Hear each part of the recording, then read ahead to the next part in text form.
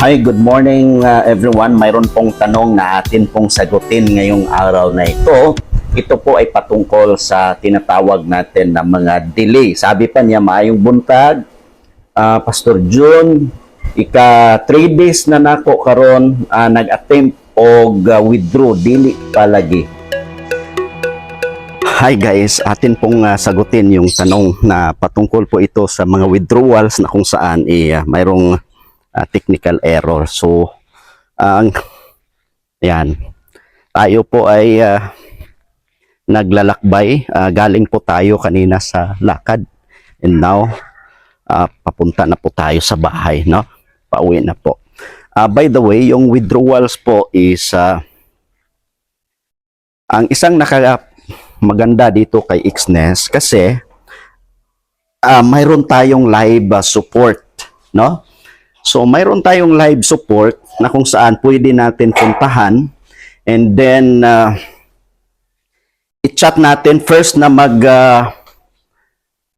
entertain po sa atin is both virtual assistants and then later na i-transfer natin into live account. Yan, papasok lang tayo sa office para makapag-sit na din.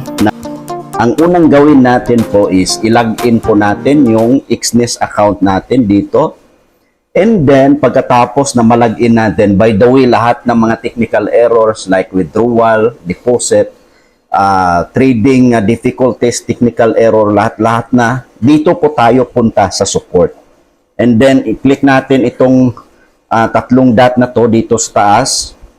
Then, pagkatapos, mayroong lalabas. Ayan po, oh. Yan po yung i-click natin yung box na yan. Ito. Click natin. Yan po yung support.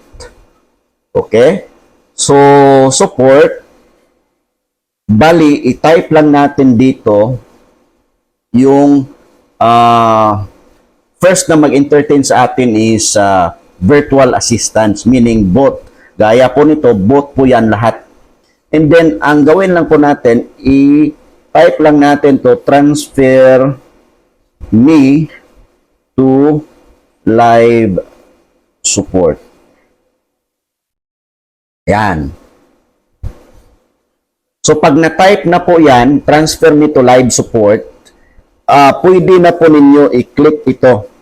Pagkatapos na maklik, mayroong live support po, lalong-lalo na sa inyong mga queries na kung saan need ninyo ng assistance.